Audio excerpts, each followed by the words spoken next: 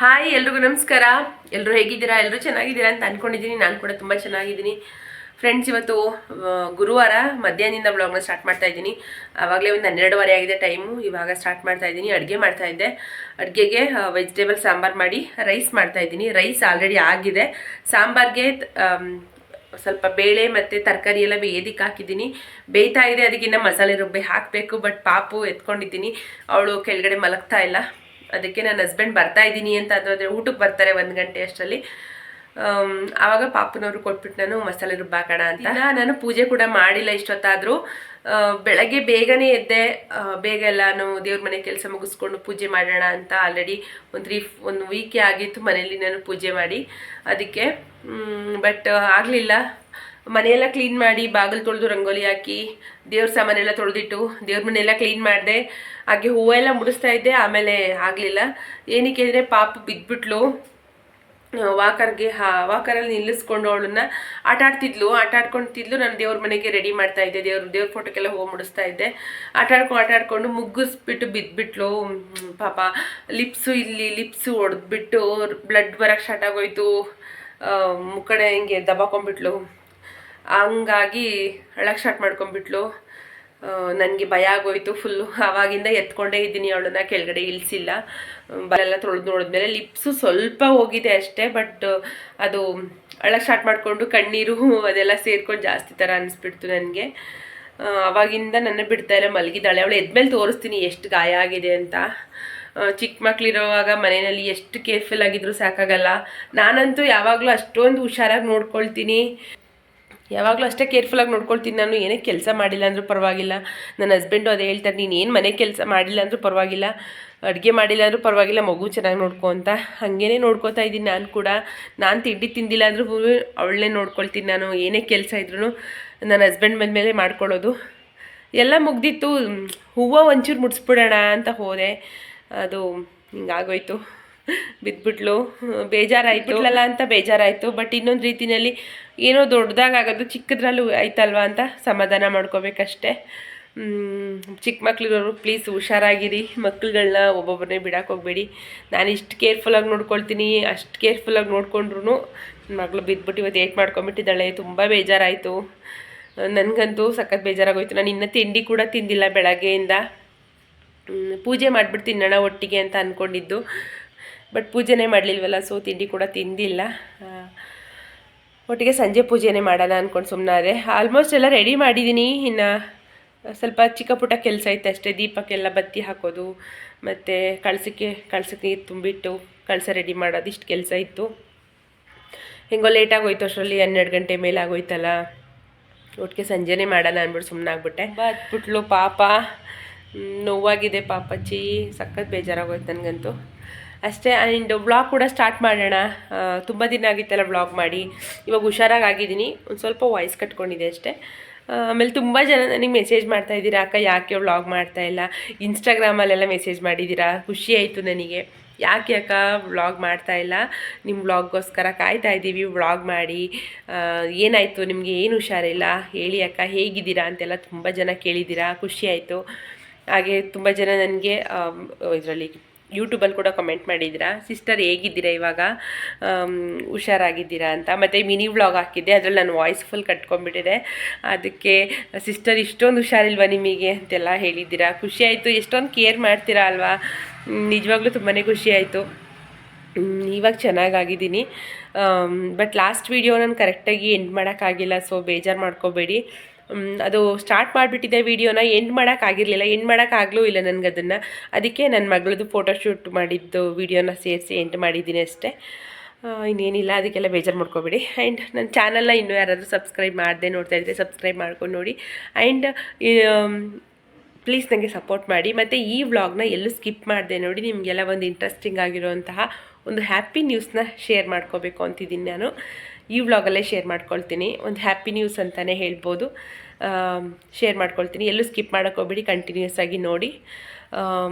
ನೋಡೋದು ನನ್ನ ಹಸ್ಬೆಂಡಿಗೆ ಫೋನ್ ಮಾಡ್ತೀನಿ. ಅವರು ಬರ್ತೀನಿ 1 ಗಂಟೆ ಅಷ್ಟರಲ್ಲಿ ಅಂತ ಅಂದರು. ಇನ್ನೇನಾಯಿತು ಟೈಮು, ಬರ್ತಾರೆ.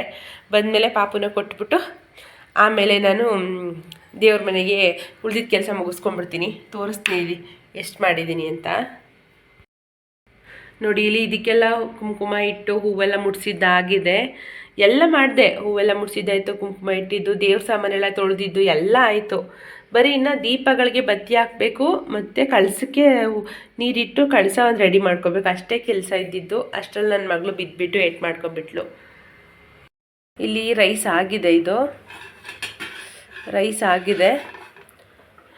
ಈ ಕಡೆ ಸಾಂಬಾರಿಗೆ ಕಡಲೆಬೇಳೆ ಹಾಕಿದ್ದೀನಿ ಇವತ್ತು, ತೊಗರಿಬೇಳೆ ಹಾಕಿಲ್ಲ, ಖಾಲಿಯಾಗಿಬಿಟ್ಟಿತ್ತು, ಅದಕ್ಕೆ ಕಡಲೆಬೇಳೆ ಹಾಕಿದ್ದೀನಿ. ಮಸಾಲೆ ರುಬ್ಬಿ ಹಾಕ್ಬೇಕಿನ್ನ ಇದೀಗ ಅಷ್ಟೇ. ನೋಡಿ ಇಲ್ಲಿ ಇಲ್ಲಿ ಇಲ್ಲಿ ನೋಡಿ ಇಲ್ಲಿ ನೋಡು, ಅಲ್ಲಿ ನೋಡು.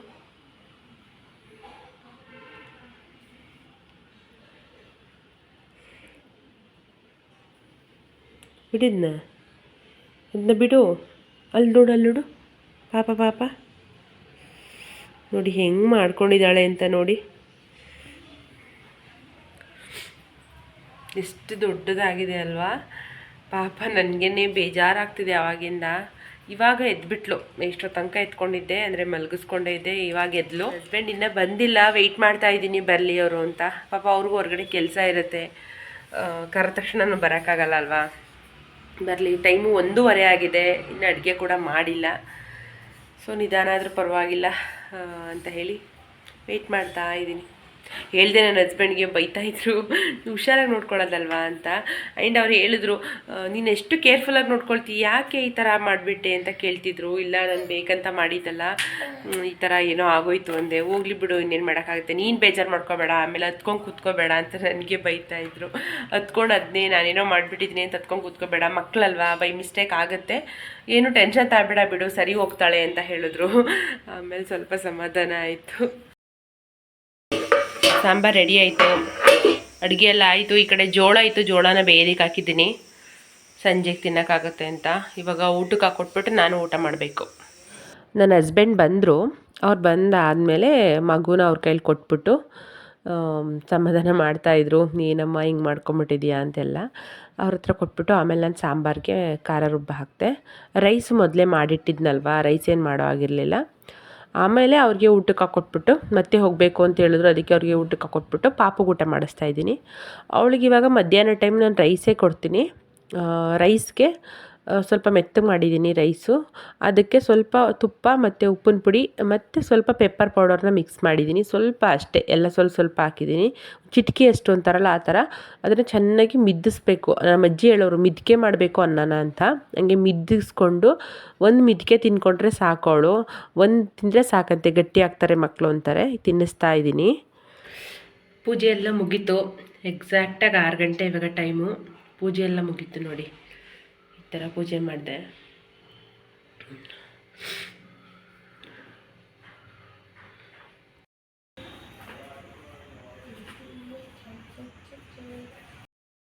ಮನೇಲಿ ಪೂಜೆ ಎಲ್ಲ ಮಾಡಿದ್ದಾಯಿತು. ಪೂಜೆ ಎಲ್ಲ ಮಾಡಿಬಿಟ್ಟು ಇವಾಗ ರಾಯರ ಮಠಕ್ಕೆ ಹೋಗೋಣ ಅಂತ ಹೋಗ್ತಾ ಇದ್ದೀನಿ. ನನ್ನ ಹಸ್ಬೆಂಡು ಮಗಳು ಎಲ್ಲ ಅಲ್ಲಿದ್ದಾರೆ, ಹೋಗಬೇಕು. ಹೂವು ಇಲ್ವಲ್ಲಪ್ಪ ಅಂತ ಯೋಚನೆ ಮಾಡ್ತಾಯಿದ್ದೆ, ಹೂವು ಮಾರ್ಕೊಂಡು ಬರ್ತಿದ್ದಾರೆ, ಹೂವು ತೊಗೊಂಡ್ಬಿಡ್ತೀನಿ. ಆ್ಯಂಡ್ ಏನಪ್ಪ ಖುಷಿ ವಿಚಾರ ನಾನು ನಿಮ್ಗೆ ಹೇಳ್ತೀನಿ ಅಂತ ಹೇಳಿದ್ನಲ್ಲ ನೋಡಿ, ಅದು ಇದೇನೆ. ಏನು ಅಂತ ನನಗೆ ಬಂದು ಎಕ್ಸ್ಪ್ಲೈನ್ ಮಾಡ್ತೀನಿ. ಇವಾಗ ದೇವಸ್ಥಾನಕ್ಕೆ ಹೋಗ್ಬಿಟ್ಟು ಬರ್ತೀನಿ. ನಮಗೆ ಇಲ್ಲಿ ರಾಯರ ಮಠ ತುಂಬ ಹತ್ರದಲ್ಲಿದೆ, ಮನೆ ಪಕ್ಕದಲ್ಲೇ ಇದೆ, ಹಾಗಾಗಿ ನನಗೆ ತುಂಬ ಇಷ್ಟ. ಮೊದಲು ಹಳೆ ಮನೇಲಿದ್ದಾಗ ಸ್ವಲ್ಪ ದೂರ ಹೋಗಬೇಕಾಗ್ತಿತ್ತು, ಆವಾಗ ಪ್ರತಿ ಗುರುವಾರ ಹೋಗೋಕ್ಕಾಗ್ತಿರ್ಲಿಲ್ಲ.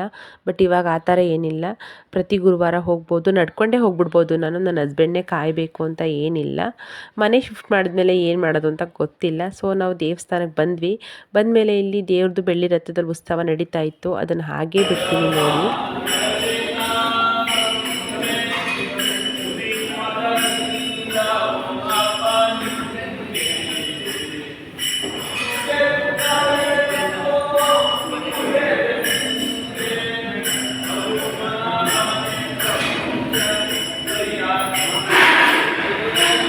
ದೇವ್ರದ್ದು ಉತ್ಸವ ಎಲ್ಲ ಮುಗ್ದು ಆದಮೇಲೆ ಮಾಮೂಲಿ ದೀಪ ಹಚ್ಬೋದು, ಎಲ್ರಿಗೂ ಬತ್ತಿ ಕೊಡ್ತಾರೆ ದೀಪ ಹಚ್ಚೋದಕ್ಕೆ. ಸೊ ನಾವಿಬ್ಬರು ಹಚ್ಚಿದ್ವಿ, ಬಟ್ ನನ್ನ ಮಗ ಹಚ್ಚಿರಲಿಲ್ಲ, ದೀಪ ಹಚ್ಚಿಸ್ತಾಯಿದ್ರು ನನ್ನ ಹಸ್ಬೆಂಡು. ನಾನು ನಿಮಗೆ ಲಾಸ್ಟ್ ವಿಡಿಯೋದಲ್ಲೇ ಹೇಳಿದ್ದೆ, ನಾನು ಏನೇ ಒಂದು ಕೆಲಸ ಶುರು ಮಾಡಬೇಕಾದ್ರೂ, ಅದು ಯಾವುದೇ ರೀತಿ ಕೆಲಸ ಆದರೂ ನಾನು ರಾಯರನ್ನ ಕೇಳ್ಕೊಂಡೇ ಬರೋದು ಅಂತ. ನನಗೆ ಅಪ್ಪಣೆ ಕೂಡ ಆಗಿತ್ತು ಅಂತ ಹೇಳಿದ್ದೆ. ಅದನ್ನು ಮುಂದೆ ಹೇಳ್ತೀನಿ, ವಿಡಿಯೋನೆಲ್ಲೂ ಸ್ಕಿಪ್ ಮಾಡಿದೆ ನೋಡಿ. ಈಗ ಮಹಾಮಂಗಳಾರತಿ ಆಗ್ತಿದೆ. ನಿಮ್ಮ ಮನಸ್ಸಲ್ಲಿ ಏನಾದರೂ ಬೇಡಿಕೆಗಳಿದ್ದರೆ ಅದನ್ನು ದಯವಿಟ್ಟು ರಾಯರ ಹತ್ರ ಕೇಳ್ಕೊಳ್ಳಿ, ಖಂಡಿತವಾಗ್ಲೂ ನೆರವೇರಿಸ್ತಾರೆ ರಾಯರು. ನಮ್ಮದು ಪೂಜೆ ಎಲ್ಲ ಮುಗಿಸ್ಕೊಂಡು ದೇವಸ್ಥಾನದಲ್ಲಿ ನಾನು ಹೆಜ್ಜೆ ನಮಸ್ಕಾರ ಹಾಕಿ ಆದಮೇಲೆ ಪ್ರಸಾದ ತಿಂದ್ಕೊಂಡು ಮನೆಗೆ ಬಂದ್ವಿ. ನಾನು ಸ್ವಲ್ಪ ದೂರ ನಡ್ಕೊಂಡೇ ಬಂದೆ. ನನ್ನ ಹಸ್ಬೆಂಡು ಬೈಕಲ್ಲಿ ಆ ಕಡೆ ಪಾರ್ಕ್ ಮಾಡಿದ್ರಲ್ಲ ತೊಗೊಂಡು ಬರೋಕ್ಕೆ ಹೋಗಿದ್ರು. ಅದಕ್ಕೆ ಮನೆಗೆ ಬಂದು ದೋಸೆಗೆ ನೆನೆಸಿದ್ದೆ, ದೋಸೆ ರುಬ್ತಾ ಇದ್ದೀನಿ. ನನ್ನ ಮಗನಿಗೆ ದೋಸೆ ಅಂದರೆ ತುಂಬ ಇಷ್ಟ. ಅವ್ನು ಯಾವಾಗಲೂ ದೋಸೆನೇ ಬೇಕು ಅಂತಾನೆ. ಅದಕ್ಕೆ ಮನೇಲಿ ಯಾವಾಗಲೂ ದೋಸೆ ಹಿಟ್ಟು ರೆಡಿ ಇದ್ದಂಗೆ ಇರಬೇಕು ನಮ್ಮ ಮನೆಯಲ್ಲಿ. ಅದು ಫ್ರಿಡ್ಜಲ್ಲಿ ದೋಸೆ ಹಿಟ್ಟಿತ್ತು ಅಂದರೆ ಏನು ಪ್ರಾಬ್ಲಮ್ ಇಲ್ಲ, ಅವ್ನಿಗೆ ಆರಾಮಾಗಿ ದೋಸೆ ಹಾಕ್ಕೊಟ್ಬಿಡ್ತೀನಿ. ದೋಸೆ ಹಿಟ್ಟೆಲ್ಲ ರುಬ್ಬಾದ್ಮೇಲೆ ನನ್ನ ಮಗಳು ಸಿಕ್ಕಾಪಟ್ಟೆ ಅಳ್ತಾ ಇದ್ಲು. ಅವಳಿಗೆ ದೃಷ್ಟಿ ಥರ ಆಗಿತ್ತು. ಅದಕ್ಕೆ ಅವಳಿಗೆ ದೃಷ್ಟಿ ತೆಗೆದ್ಬಿಟ್ಟು ನನ್ನ ಮಗನಿಗೂ ದೃಷ್ಟಿ ತೆಗೆದ್ಬಿಟ್ಟು ಅದಾದಮೇಲೆ ಪಾಪು ಕೈ ಬಿಡಲಿಲ್ಲ. ನನಗೆ ವೀಡಿಯೋನ ಕಂಟಿನ್ಯೂ ಮಾಡೋಕ್ಕಾಗಲಿಲ್ಲ. ಸೊ ಊಟ ಮಾಡಿ ಮಲಗಿಬಿಟ್ವಿ. Friends, welcome back and good morning. Friends, ಇದು ನೆಕ್ಸ್ಟ್ ಡೇ ಮಾರ್ನಿಂಗು ನನಗೆ ನಿನ್ನೆ ವೀಡಿಯೋನ ಎಂಡ್ ಮಾಡೋಕ್ಕಾಗಲಿಲ್ಲ. ದೇವಸ್ಥಾನದಿಂದ ಬಂದ್ವಿ, ಬರೋ ಅಷ್ಟರಲ್ಲಿ ಒಂದು 8:30 ಆಗಿತ್ತು ಟೈಮು. ಬಂದು ಪಾಪು ಯಾಕೋ ಸಿಕ್ಕಾಬಿಟ್ಟು ಹೇಳಕ್ಕೆ ಸ್ಟಾರ್ಟ್ ಮಾಡ್ಕೊಂಬಿಟ್ಲು. ದೃಷ್ಟಿ ಥರ ಆಗ್ಬಿಟ್ಟಿತ್ತು. ಅವಳಿಗೆ ದೃಷ್ಟಿ ಎಲ್ಲ ತೆಗೆದು ಅದಾದಮೇಲೆ ಊಟ ಮಾಡಿ ನನ್ನ ಮಗಂಗೆ ಹೋಮ್ವರ್ಕ್ ಮಾಡಿಸಿ ಹಂಗೆ ಏನು ಕೆಲಸ ಮಾಡೋಕ್ಕಾಗಲಿಲ್ಲ, ಸುಮ್ಮನಾಗ್ಬಿಟ್ಟೆ. ಅಡುಗೆ ಎಲ್ಲ ನೆನ್ನೆ ಮಧ್ಯಾಹ್ನ ಮಾಡಿ ಸಾಂಬಾರೇ ಇತ್ತು, ಅದಕ್ಕೆ ರೈಸ್ ಮಾಡಿದಷ್ಟೇ. ನಾನು ನೆನ್ನೆನೇ ಹೇಳಿದ್ದೆ ನಿಮಗೆ ಒಂದು ಹ್ಯಾಪಿ ನ್ಯೂಸ್ನ ನಿಮ್ಮ ಹತ್ರ ಶೇರ್ ಮಾಡ್ಕೋಬೇಕು ಅಂತ. ನಿನ್ನೆ ವಿಡಿಯೋದಲ್ಲಿ ನಾನು ತೋರಿಸ್ದೆ, ದೇವಸ್ಥಾನಕ್ಕೆ ಹೋಗೋಕ್ಕಿಂತ ಮುಂಚೆ ತೋರಿಸ್ದೆ. ಬಟ್ ಅದು ಗೊತ್ತಾಗಲ್ಲ, ನಾನು ಎಕ್ಸ್ಪ್ಲೈನ್ ಮಾಡೋಕ್ಕಿಂತ ಮುಂಚೆ ಸುಮ್ಮನೆ ತೋರಿಸಿದ್ರೆ ಗೊತ್ತಾಗಲ್ಲ. ಅದಕ್ಕೆ ಇವಾಗ ನೀಟಾಗಿ ಹೇಳೋಣ ಅಂದ್ಕೊಂಡು ಬಂದೆ. ಇನ್ನೂ ಒಂದ್ಸಲ ತೋರಿಸ್ಬಿಡ್ತೀನಿ ಬನ್ನಿ ಏನು ಅಂತ ಅಂದ್ಬಿಟ್ಟು. ಆಮೇಲೆ ನಿಮಗೆ ಅದನ್ನು ತೊಗೊಂಡು ಬಂದು ಇಟ್ಕೊಂಡೇ ಎಕ್ಸ್ಪ್ಲೈನ್ ಮಾಡ್ತೀನಿ. ಬನ್ನಿ ಇವಾಗ ನೋಡ್ಕೊಬಂದ್ಬಿಡೋಣ.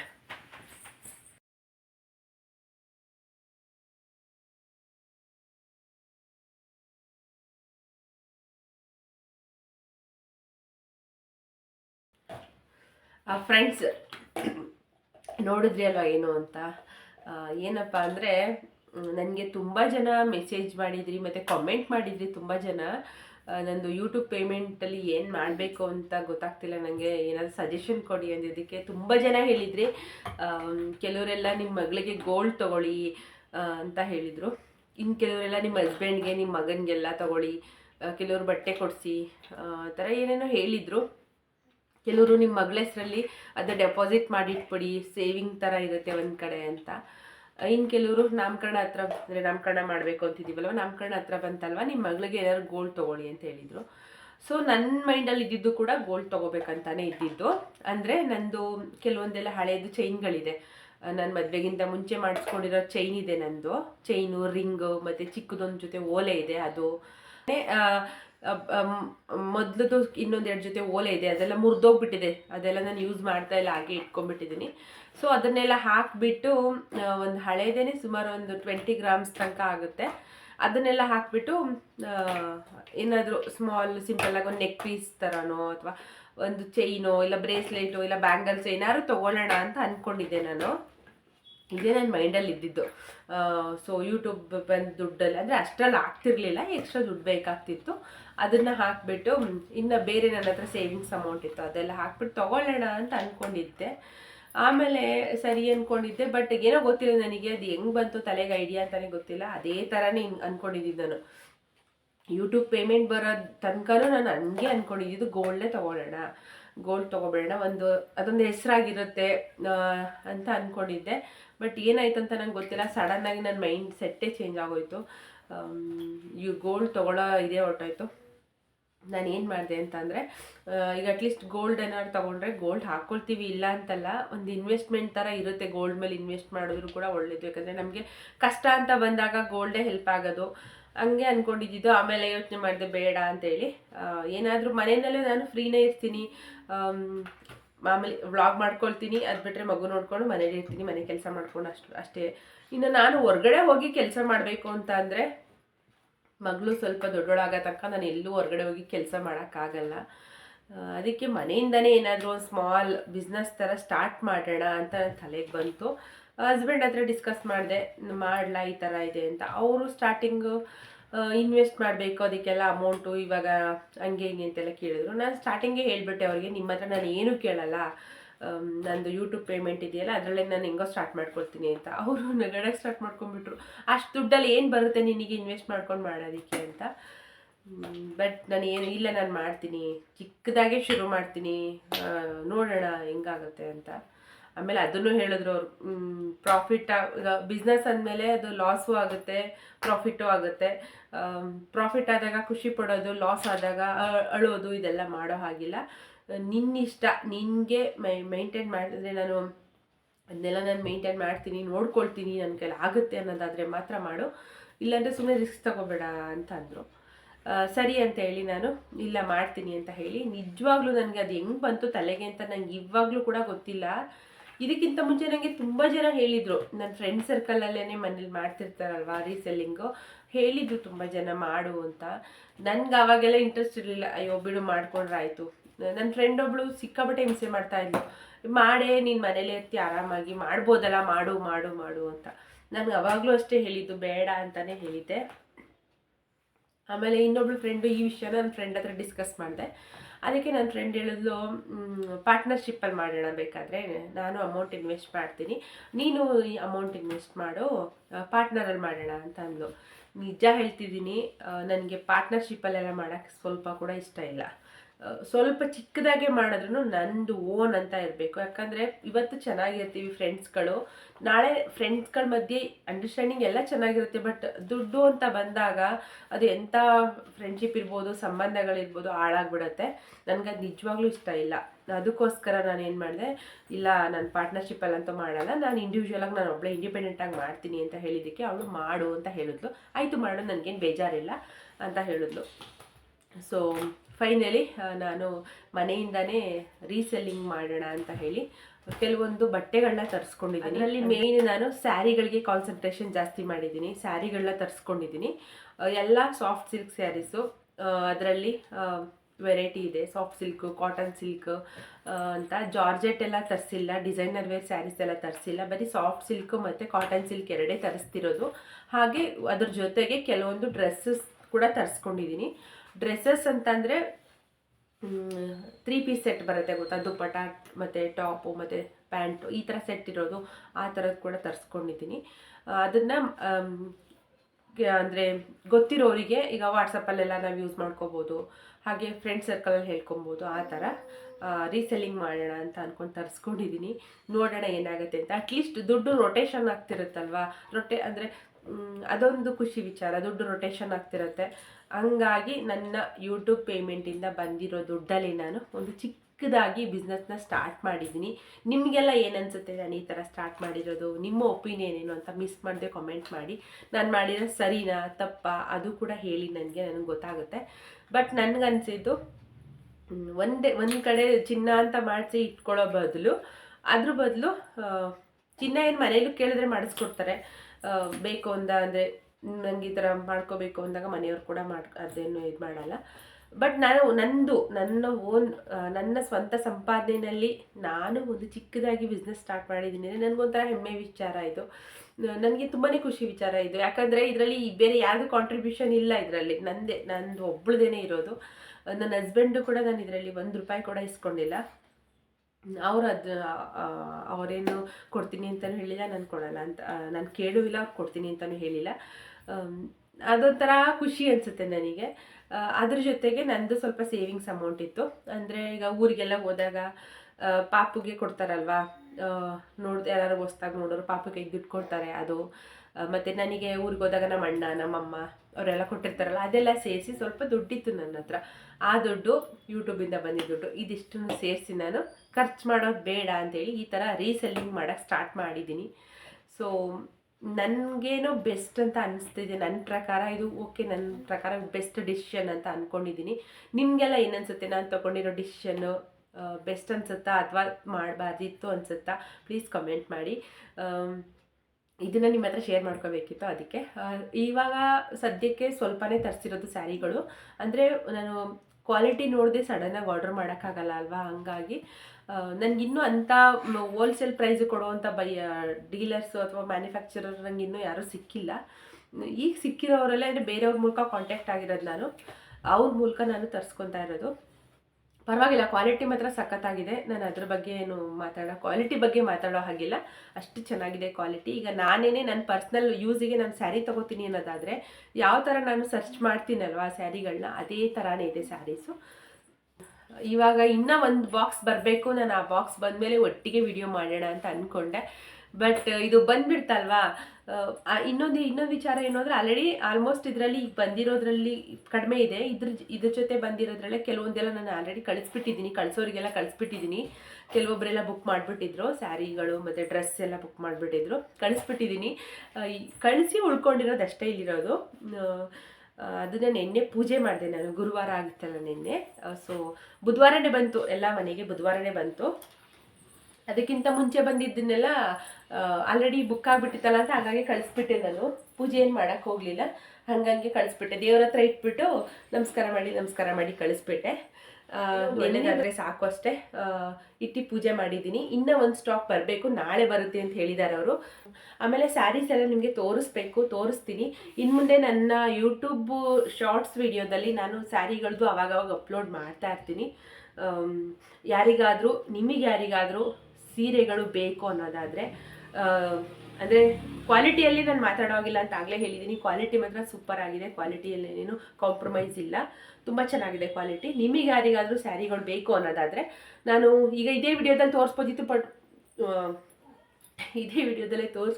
ಬಟ್ ತುಂಬ ಲಾಂಗ್ ಆಗಿಬಿಡುತ್ತೆ ಎಲ್ಲ ತೋರಿಸೋದಕ್ಕೆ. ಅದಕ್ಕೆ ಅದೇ ಒಂದು ವಿಡಿಯೋ ಮಾಡೋಣ ಅಂತ ಅಂದ್ಕೊಂಡಿದ್ದೀನಿ. ಏನೇನು ಸ್ಯಾರಿಗಳಿದೆ ಅದರದ್ದೇ ಒಂದು ವಿಡಿಯೋ. ಈ ವಿಡಿಯೋ ಮುಗಿದ್ಮೇಲೆ ನೆಕ್ಸ್ಟ್ ಅದೇ ವಿಡಿಯೋ ಮಾಡೋದು ನಾನು. ಅದೇ ವ್ಲಾಗ್ ಬರುತ್ತೆ ನಿಮಗೆ. ಆಮೇಲೆ ನನ್ನ ಯೂಟ್ಯೂಬ್ ಶಾರ್ಟ್ಸಲ್ಲಿ ಕೂಡ ನಾನು ಡೈಲಿ ಸ್ಯಾರಿಗಳನ್ನ, ಹೊಸ ಸ್ಯಾರಿಗಳು ಬಂದಿದ್ದನ್ನು ನಾನು ನಿಮಗೆ ಅಪ್ಡೇಟ್ ಮಾಡ್ತಾ ಇರ್ತೀನಿ. ನಿಮಗೆ ಯಾರಿಗಾದರೂ ಸ್ಯಾರಿಗಳು ಬೇಕು ಅನ್ನೋದಾದರೆ ಪ್ಲೀಸ್ ನನಗೆ ಕಮೆಂಟ್ ಮಾಡ್ಬೋದು. ಕಮೆಂಟ್ ಮಾಡಿ ಇನ್ಸ್ಟಾಗ್ರಾಮಲ್ಲಿ ನೋಡೋರಾದರೆ DM ಮಾಡಿ ನನಗೆ. ನಾನು ನಿಮಗೆ ಆನ್ಲೈನ್ ಮೂಲಕ ತಲುಪಿಸ್ತೀನಿ, ಅಂದರೆ ಕೊರಿಯರ್ ಮೂಲಕ ನಾನು ನಿಮಗೆ ತಲುಪಿಸ್ತೀನಿ. ಸ್ಯಾರಿದು ಪ್ರೈಸು ಮತ್ತು ಡೀಟೇಲ್ಸ್ ಎಲ್ಲ ನಿಮಗೆ ಅದೇ ವಿಡಿಯೋದಲ್ಲೇ ತಿಳಿಸ್ಕೊಡ್ತೀನಿ, ಅಷ್ಟೇ, ಇನ್ನೇನಿಲ್ಲ. ಆ್ಯಂಡ್ ಓಕೆ ಫ್ರೆಂಡ್ಸ್, ನಾನೀಗ ವಿಡಿಯೋನ ಎಂಡ್ ಮಾಡ್ತೀನಿ. ಹೇಗಿದೆ ನನ್ನ ಡಿಸಿಷನ್ ಬಗ್ಗೆ ನಿಮ್ಗೇನು ಅನಿಸುತ್ತೆ, ನಿಮ್ಮ ಒಪಿನಿಯನು ಪ್ಲೀಸ್ ಕಮೆಂಟ್ ಮಾಡಿ, ನನಗೂ ಕೂಡ ಗೊತ್ತಾಗುತ್ತೆ. ನಾನು ನಿಮಗೆಲ್ಲ ನೆಕ್ಸ್ಟ್ ವಿಡಿಯೋದಲ್ಲಿ ಸಿಗ್ತೀನಿ. ಅಲ್ಲಿ ತನಕ ಎಲ್ರಿಗೂ ಬಾಯ್, ಟಾಟಾ.